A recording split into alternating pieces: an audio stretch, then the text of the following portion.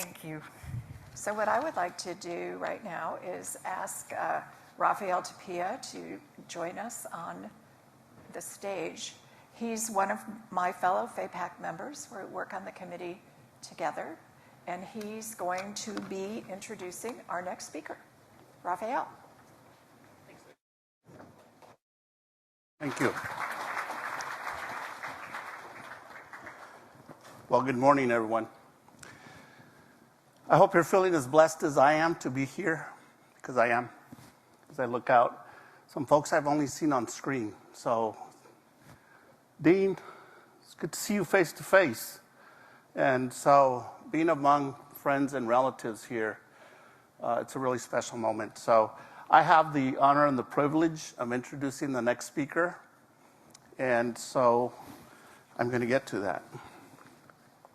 This individual has worked tirelessly to improve health in American Indian citizens and communities. She's dedicated herself personally and professionally to this endeavor. And that's why it's a privilege and an honor to introduce Kim Russell, who is of the Bitter Water people, born of the Tango people. Her maternal grandfathers of the Coyote Pass clan, and paternal grandfathers of the Bitterwater people.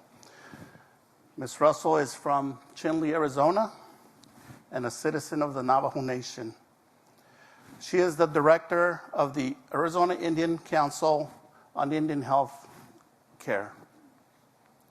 She is going to be speaking to the topic of a tool that has been developed.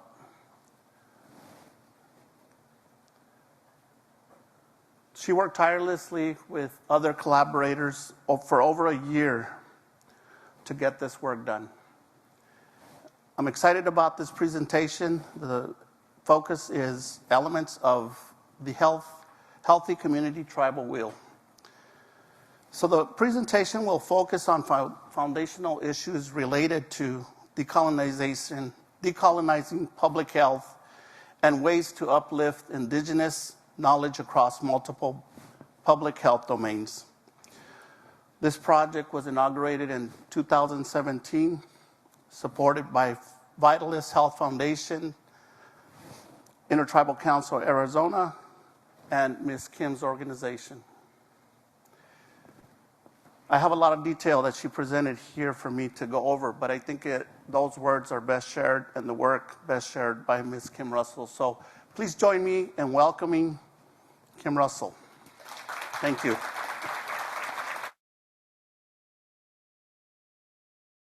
Thank you very much.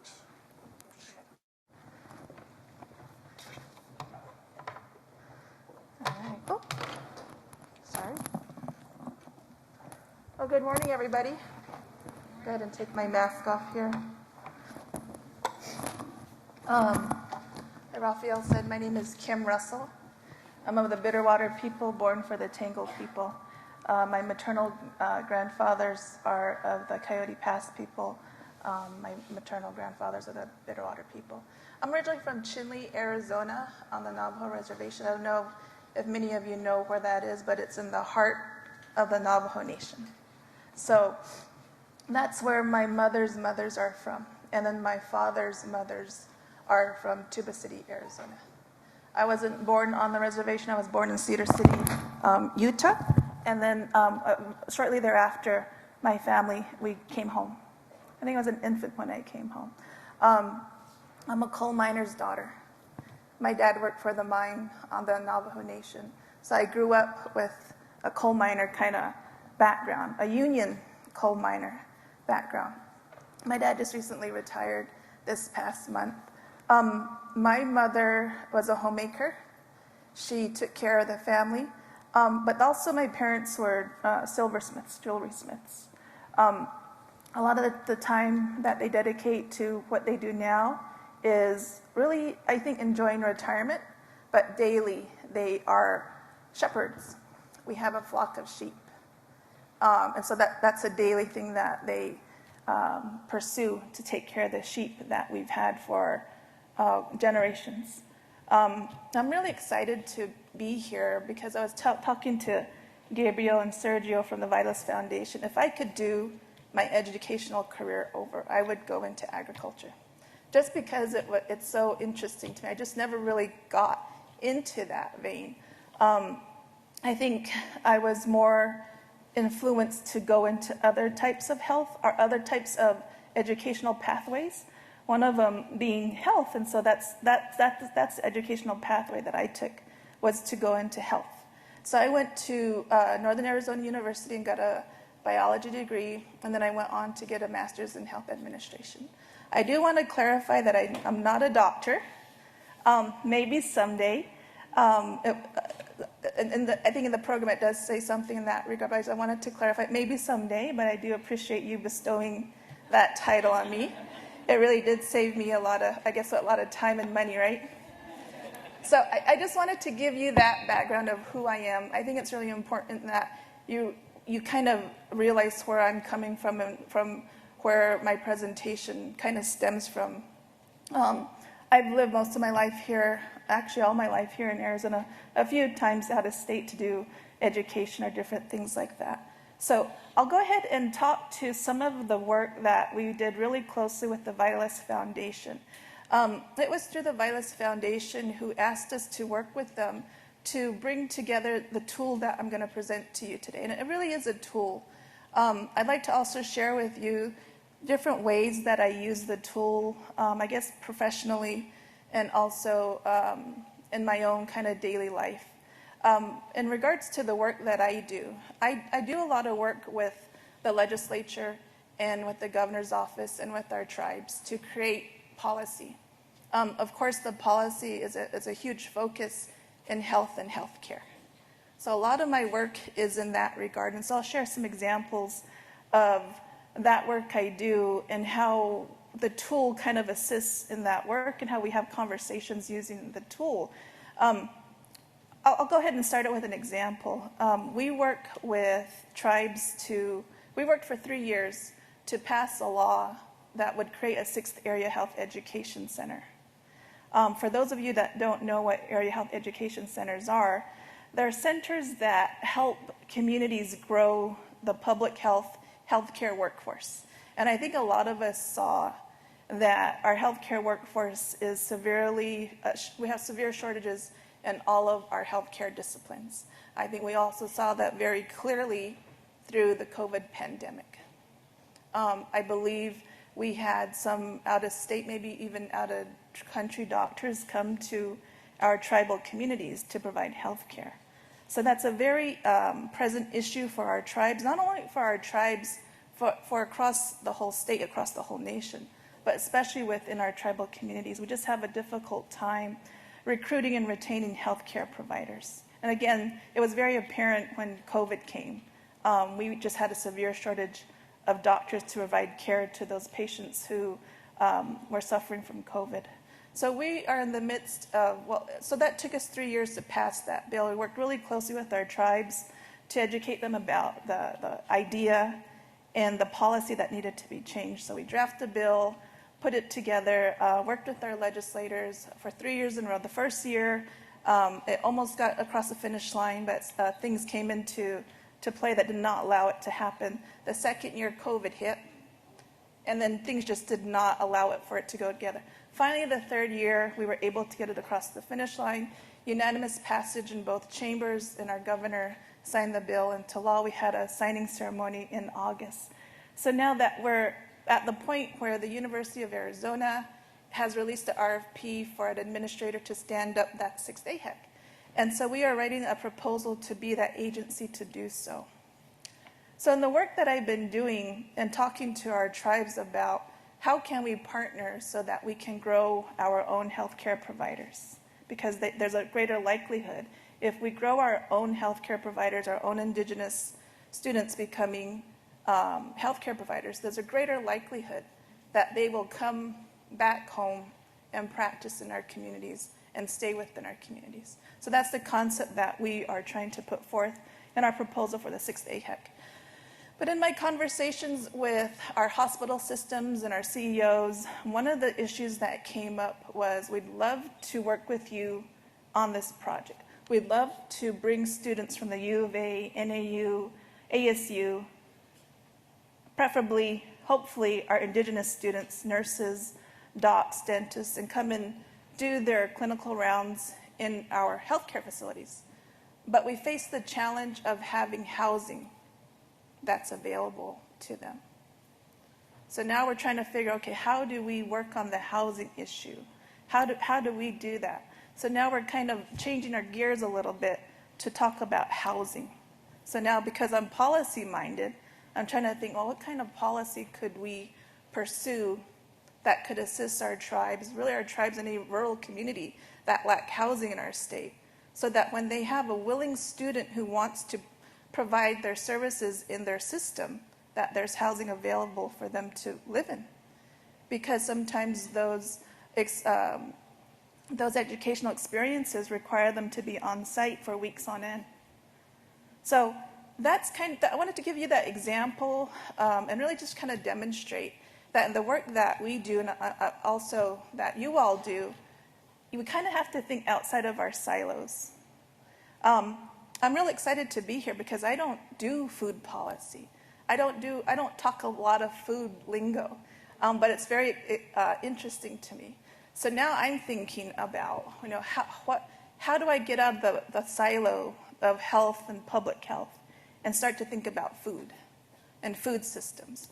I can think about it personally as well, and I always share the story I have with my grandmother. She never went to the hospital for anything. I think there was a fear to go to the hospital. And the only time she went was to deliver her 2 children. So I think she was maybe in her 50s, 60s, and she was getting on in age, and she fell. And so that prompted the reason for her to finally, go to the hospital. And when she went to the hospital, that's when she was diagnosed with diabetes. I'm pretty sure she was probably diabetic years prior. So she was diagnosed with diabetes, and so we did all our efforts to figure out, okay, what can we do to try to control her diabetes. One of the most difficult things in that instance was related back to food. Because she never went to the hospital or a dental clinic, she had no teeth. And so all the different information that we were given in regards to how to maintain her blood sugar was foods that she could not eat because she had no teeth. So towards what we ended up doing was just a lot of peanut butter sandwiches to maintain her blood glucose level. I'm pretty sure she got tired of it, but I always remember that story of how, what could we have done to impact that. So I'm just trying to give examples of how all these different, silos, whether it's food systems or healthcare systems or public health systems, I'm pretty sure we can bring other types of silos into the conversation, like transportation issues into it. But what I realize is that the work that we do really requires us to look beyond just the silo that we work within. So again, just some examples of the work that I do and also the policy work that I do. So now I'm kind of thinking, what can we do within the food policy realm? Again, just thinking about personally as a Navajo woman, how does food impact me? And I'll go ahead and maybe share some examples with you later of how that kind of relates to the tool that I want to share with you. So it was mentioned that we worked really closely with Vitalist Foundation to create this tool. The Vitalist Foundation had put out a similar tool prior, and you may be familiar with their tool. It looks very similar to what you see on the screen, but I think it has more of an orange-red kind of design to it. If anything, what we did is we took the tool that they have, their wheel, and we adapted the wheel. So I don't think we took really anything away from the Vitalist wheel as it was established. We really added more to it. What we also realized is that when the Vitalist tool was put together, there wasn't a lot of tribal input into the development of that tool. So through work with the Intertribal Council and my organization and a colleague of ours, Michael Allison with the Department of Health Services, we gathered with a couple of our tribes across the state to get their input on the tool. I think we can go to, oh wait, I have it here.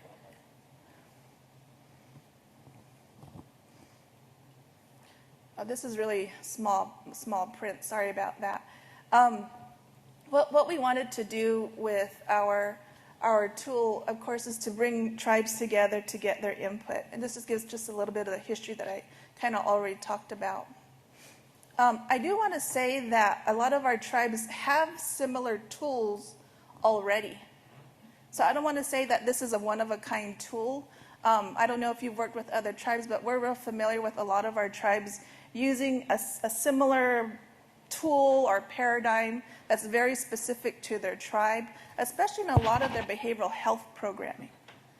So I want to also just mention first and foremost that there's already tools that tribes have put together, and it's really a concept of their kind of philosophical ways of being, ways of life, ways of teachings.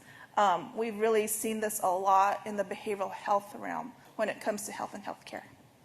I also want to mention that although we do a lot of health policy, like I do a lot of Medicaid policy for our state, and rightly so, because I don't know if you knew that of this, but of the entire American Indian population in our state, and we have a significant American Indian population in our state, half of that population is going to be eligible for Medicaid.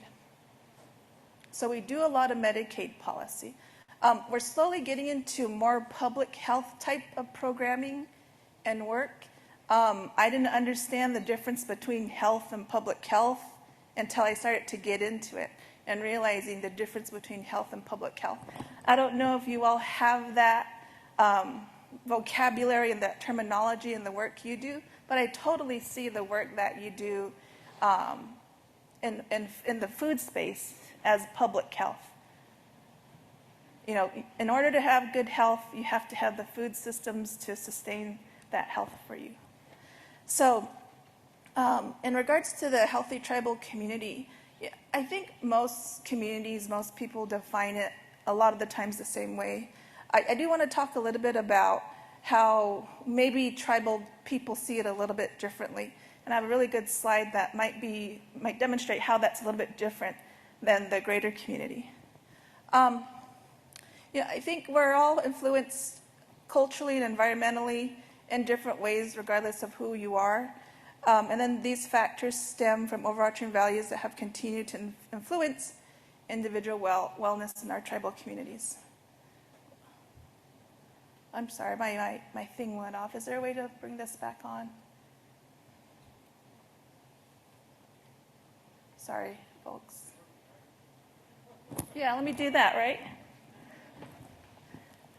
So this is the slide that I think is really unique in regards to the work we do and the tribal communities that we work with, which might be a little bit different with our non-tribal communities. When we talk to our tribes about the wheel, these are 4 pillars that kind of came out of it that wasn't a part of the original wheel. One was beliefs and spirituality. These are long-held foundational knowledge that's considered true based on traditional cultural practices, connection to sacred places, plant and animal knowledge, and for some faith-based religious experiences. We heard loud and clear from the tribes that we gathered that was a part of developing a healthy tribal community. Again, that wasn't a part of the original wheel. A second one was resiliency and way of life. Resilience is a cultural value or trait that helps one cope with life's challenges, striving for balance when there's imbalance and recourse in negative situations to sustain the tribe or one's way of life. And I really saw that with our tribes through COVID, being very resilient, figuring out how to be that resilient community and those resilient families, those resilient individuals. third was self-determination. And we heard this over and over and over again. In your work with tribes and tribal communities, I'm going to probably make an assumption that you may have probably heard this term, and that this term is really important to our tribes. The ability to self-determine your way, decision-making, policy or program development based on the tribe's choice, in which outside influences or policies are weighted factors of consideration. Again, in the work that I do, it's important that when I talk to them about policy and programming, that we take in regard the fact that they're sovereign nations, that they have their own policies and their own programming, and how do those policies interact. So again, in your work with tribal communities, that's probably something that you'll confront if you haven't already. And then lastly, going on to kind of dove into sovereignty and tribal governance, tribal form of government internally influenced by cultural values and norms, historical factors, and actions in which policy implications have been considered. So again, with my work with policy, when we talk about changing state policy, because my example earlier, we had to change the state policy to realize the 6th AHEC. I went to tribal council to get their input on the policy, the bill that we were running. Again, in your work that you're doing, I'm going to assume that that's part of your protocol when you work with tribes, and that sometimes your gatekeepers are going to be tribal council. In other instances, it could be community-based. I do want to say that at least these 4 pillars came out when we were talking with our tribes, when it came to talking about the elements of a healthy tribal community. Again, maybe a little bit different from non-tribal communities, but this is what resonated through all of the conversations that we had with our tribes in developing this wheel.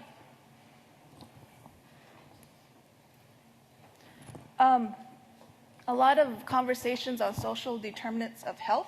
Have you all heard of social determinants of health? Have you heard that term? Yeah, okay. I know it's a really big public health term. I probably heard about it a few years ago, social determinants of health. I like to call it more so social indicators of health, because I think some of these, they really don't determine your health.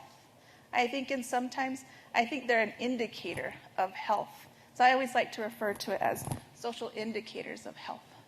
But tribes have elevated public health as a consideration that contributes to one's personal health. These factors include a focus on public health infrastructure, access to clean water, food security, and environmental considerations. Social determinants of health include, and there's all the different silos I was kind of talking about. So like my example of quality housing, when we want to bring interns and students on into our healthcare facilities to learn, do we have the housing? Employment, sustainable economies, improve educational systems. I also want to give you an example. In writing our proposal to stand up the 6th AHEC, we're realizing we need to reach out to our educational partners to stand up the 6th AHEC. And we're like, who do we know in education? Because traditionally, we don't work with educational partners. But in order to stand up the 6th AHEC, we're going to be forced to work outside of our silo of health and healthcare and reach over into our educational partners and systems to realize the 6th AHEC. So that was improve educational systems, sound social justice systems, community safety, transportation, and of course, cultural foundations. Of course, these social determinants of health, social indicators of health, resonate across all communities and populations.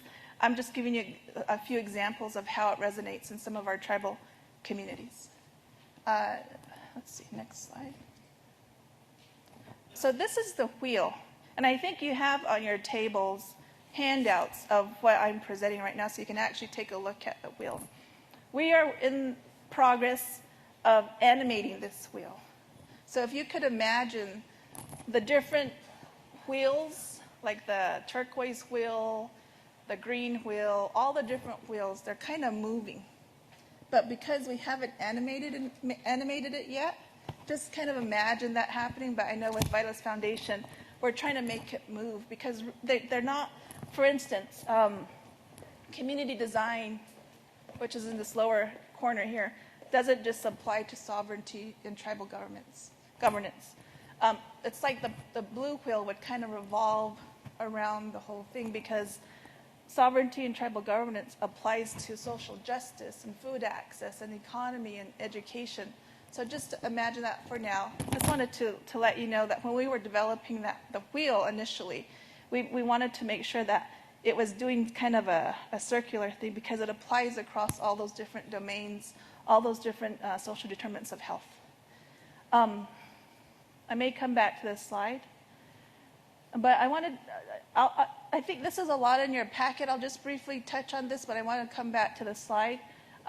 Here are some of those, I guess, pieces of the pie, like the pizza slices that you have in the handout there, but social cohesion, social justice, environment, access to care. So this is where I work a lot in access to care, making sure that individuals that are eligible for Medicaid get enrolled, making sure that if they need to get a ride to their health clinic appointment, that they have that.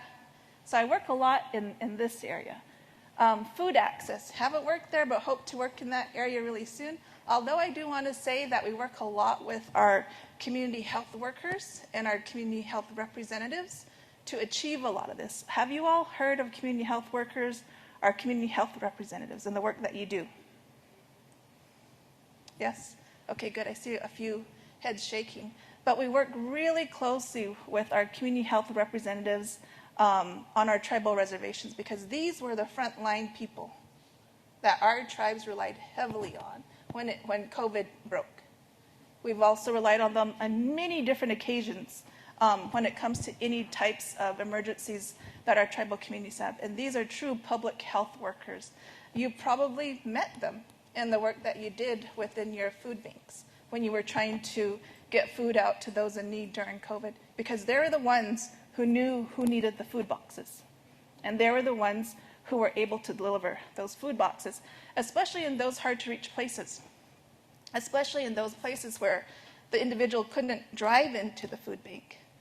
We had to actually go and deliver it. So again, just making another connection of how you're working in that work of public health, and you've probably overlapped into that, like I said, that silo of health and healthcare. So lastly, land use and preservation. Economy, education, safety, and here's some more indicators of that. I'll let you read that. It's also in your packets. And then transportation, I talked a little bit about transportation. Community design and housing. So let me go back to this slide, to this wheel here. So when we talked with our tribes about a healthy community, a lot of us, we didn't think about us. We didn't think about me. It was interesting to hear their conversation. I guess not interesting because I'm tribal and I was a part, it made sense to me. But what we realized is that when we thought about a healthy community, we didn't feel like we would be the center of that wheel. Really, we felt that the center of the wheel was family. We're very family-oriented people. We think collectively as a people. When we talked about the wheel, it was easy for us to grasp this concept of, the whole picture, because I think as Indian people, we think about the whole picture. But it was good to see it, though, written down, and to kind of confirm really the way that we think, which is a collective, and the work that we do. So you'll notice around the wheel are people holding hands, and it's supposed to indicate male and female people around holding the hands. One thing that's absent from this wheel that was talked about, but we didn't put in the wheel, is animals. Some other wheels that we researched was animals, because we have a really direct link to animals as well. But this wheel doesn't have it. So again, this is a tool that we offer to tribal communities, not really anybody working with tribal communities, but just know that this wheel is adaptable. Like if I were to draft this wheel, I'd have animals, because that's a big part of my community, a big part of my family, is that. So I think I'm at 10:46. I think I have about maybe 15 minutes or so. But I guess at this point, I want to just share with you my experience through COVID, which I maybe could help with some of the work that you do, and also just to give you an example. When COVID hit, my mom got COVID, and that was really scary. She was hospitalized, I think, for 6 days, but she came out of it. Our whole world kind of turned upside down a little bit, because we live here, and my parents live up on the res, which is about 4.5 to 5 hours away, one way. We figured out how to do it. We came home, we cleaned out one of their rooms, isolated her, but so much fell on us when it came to making sure that the sheep were fed. I was so sore because we had to carry the I want to say they're about 30 to 40 pounds hay bales. Now it's no problem. Give me 10 of them and I'll stack them high. Because I do that probably on a bi-weekly basis now, because I'm still doing that trip every 2 weeks to make sure that there's enough hay for the sheep, because my parents are at an age where it's a little bit more difficult. And so what was really great about what's kind of happening now is that through our chapter houses, they're giving feed away. So I was really appreciative. I don't know if that's a USDA thing, but that was really great. We're very appreciative of the feed and the bales of hay that they give to us, because one bale of hay is about $20. And we give about, I think, a bale and a half to the sheep that we have every day. So we do that still. But in addition to my trips back, and I'll be going home this weekend, is I call my parents and ask them, what do you need for food? Because my parents are really afraid of going into crowded areas still to go to the grocery store. So very rarely do they go to the grocery store, because we're able to do that for them. Unfortunately, and I realized this, is a lot of what they request is going to be canned goods, because it lasts longer. And then for the veggies and the vegetables, they do ask for that. And I asked, and that's great. But what I realized when I went home one time to go grocery shopping, I was so surprised. And I went into the grocery store, and I think the 2 pounds of ground beef were about 2.5 times what it costs here. The veggies were probably about double what it was here. So I totally understood why there's a barrier to doing that work. But anyway, we do that on a bi-weekly basis. My sister and I, we alternate so that we make sure that our parents at least can sustain a few weeks of food. Every once in a while, they'll have to go and do that work. But it makes me think about, I hope it's okay that I'm kind of sharing some personal thoughts about this. It gets me excited about the work that you do here. But how could we support our tribal communities in really, developing their food systems? My family used to farm. I live on a farming acreage. I think it's about 4 acres. The irrigation system that used to surround and provide the water for that farmland is no longer usable. I don't know what happened. And I think really it's because a lot of the farmers that used to farm, and I live really close to the Canyon de Chelly, and so the water comes out of Canyon de Chelly and eventually goes into, I think, the Colorado River. That's where we used to get our water. But because we don't farm anymore, all the families that used to live near, the irrigation ditch really serves no purpose. You can still see remnants of the irrigation ditch, but it's not used anymore. So when I talked to my mom about what did she used to farm, she said, we used to farm alfalfa. I said, wow, alfalfa. I was like, doesn't that require a lot of water? She goes, yeah, but we did it at one time. So I'm excited about what that could be. I'm excited to hear from some of the presenters today. I want to pick your brains about what that looks like, because I'd like to bring that back to my family, because I realize that it will allow us to be more active as well. I'm really happy that we still have sheep. If we didn't have sheep, we wouldn't be as active as we are now. So I'll go ahead and end the presentation here. You do have the handouts on your table. Again, it's a tool. I'm very happy to at least be able to present to you the tool that we put together in collaboration with the Vitalis Foundation and our tribes. We're just really trying to present the tool to more of our partners. And again, I hope I sent a message of really just kind of working outside of your silos, whether it's healthcare, food systems, whatever the work that you do, because that's what we really need to do in regards to achieving our healthy tribal communities, and really just achieving healthy communities throughout our state. So if there aren't any questions, I think I'm almost at the end of time here. Thank you.